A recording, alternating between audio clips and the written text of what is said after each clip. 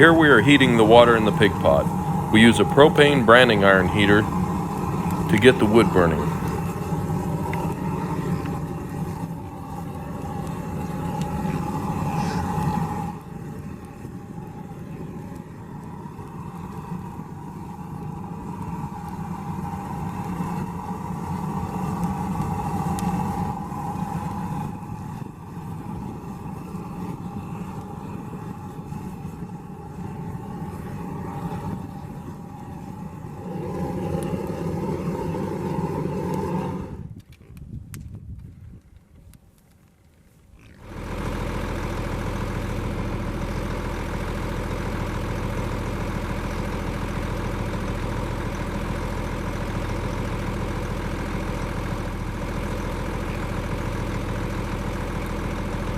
Here I'm adding soap. Soap helps clean the carcass and helps the hair slip.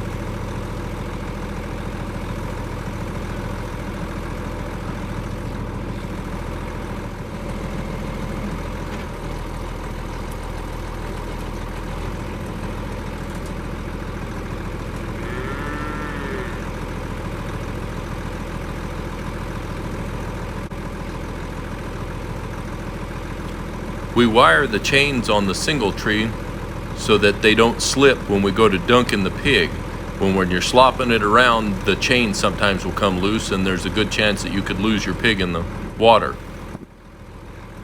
Now I'm going to give the water a good stir and take the temperature. I use a non-contact thermometer, so I have to stir the water and bring the lower water up so it takes a good reading.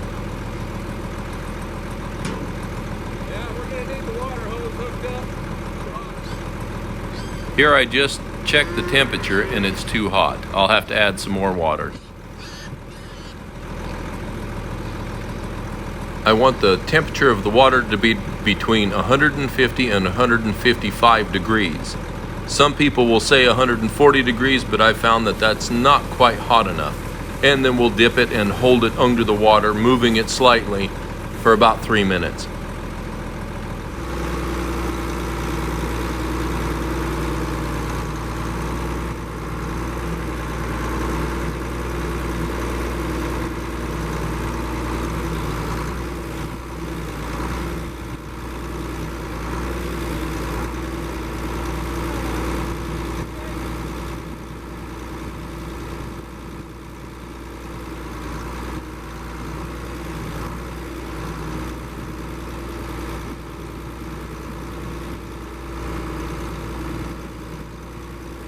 Hair slip is just what you might think it would be.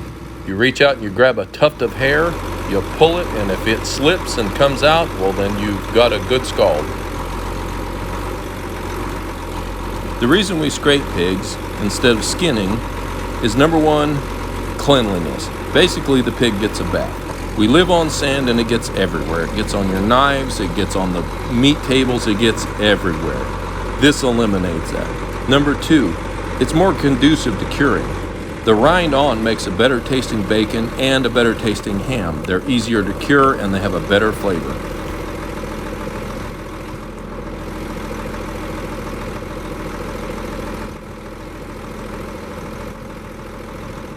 Before you can actually start scraping, you have to pluck the hair.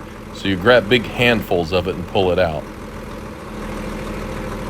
Once everything has been plucked out that you can pull out, there'll still be some hair in it.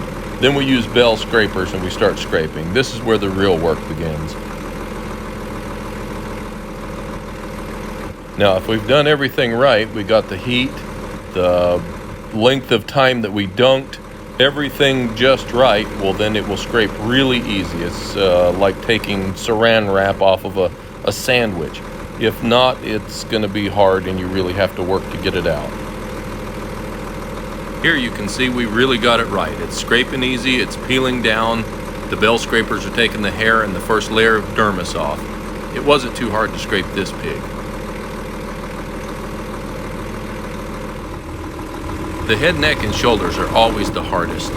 We sometimes have to use a 5-gallon bucket of hot water to pour on it to help with the little extra scald.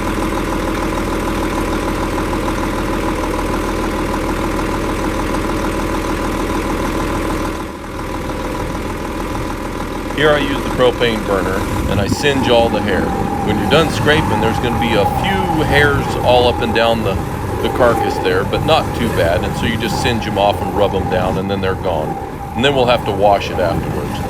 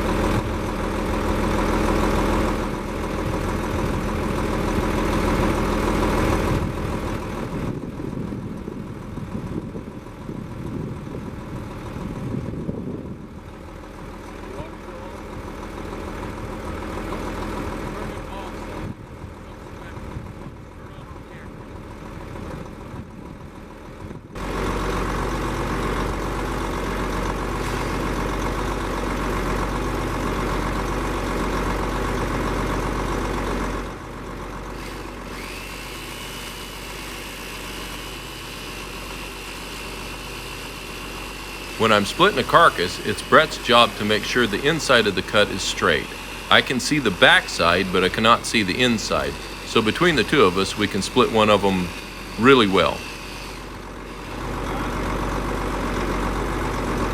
Here I'm walking around to check to make sure that Brett's eyes are not crooked.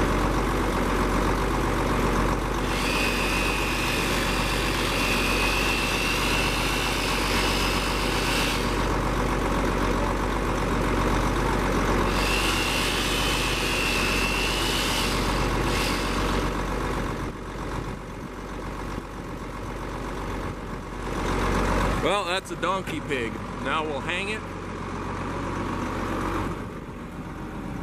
Yeah, there's probably 3 inches. 3 to 4 inches. Yeah, 3 inches, a full 3 inches of back fat. Good pig. This is what a farm pig is. They're donkey pigs, Mulefoot hogs. See the foot? That one foot is split a little bit. Right rear foot was good, and then the other ones were good feet. That's what they look like when they're done. Now they'll go in the cooler and it'll hang like that for 2 or 3 days, and then I'll start cutting it up. Hope you like that. Thanks for watching.